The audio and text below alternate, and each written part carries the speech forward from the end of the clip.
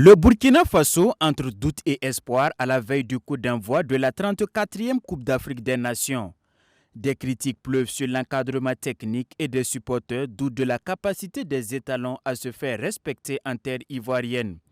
Mais certains techniciens pensent que la position de outsider convient bien au Burkinabé. Portons toujours en challenger et je pense que c'est notre position préférée aussi.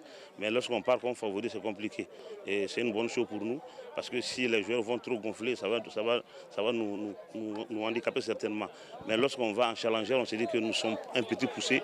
Généralement, nous faisons de bons résultats.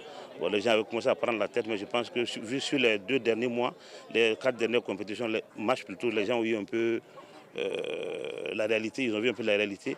Donc c'est une équipe qui n'est pas aussi favori comme on le pense, mais nous sommes vraiment des vrais outsiders. Je pense qu'on peut avoir notre mot à dire si on reste sur cet état d'esprit. C'est quand le Burkina est dos au mur qu'on a des bons résultats. Parce qu'en ce moment, ce n'est plus la qualité individuelle du joueur qui va faire le travail. Maintenant, c'est le cœur. À un moment donné, s'il y a la gestion au niveau de l'effectif, je pense qu'on peut faire une bonne CAN. Un bon parcours des étalons dans cette CAN dépend du résultat du match contre les Mourabitoun de Mauritanie le 16 janvier. Il faut gagner d'abord le premier match et puis faire douter l'Algérie. Faire douter l'Algérie, ça veut dire au cas où on n'arrive pas à gagner l'Algérie, il faut faire un match nul et puis négocier le dernier match. C'est à nous maintenant de rester concentrés sur tous les 3 matchs, surtout le premier match qui sera très primordial pour nous. Essayer de gagner le premier match et après aborder les autres matchs comme il se doit. Donc c'est un groupe assez coriace.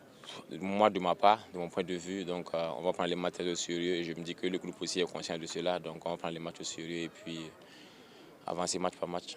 Cette CAN 2023 se présente comme une des plus relevées et le vainqueur pourrait ne pas sortir du chapeau des favoris désignés. Une compétition très difficile, très relevée. Je pense que c'est, de mémoire, je pense que c'est l'une des plus hautes compétitions qu'on verra. Parce qu'il y a tous les grands d'Afrique qui sont là, tout le monde est là. Les plus en forme, les moins en forme, les challengers comme nous autres. Je pense que chacun aura son mot à dire.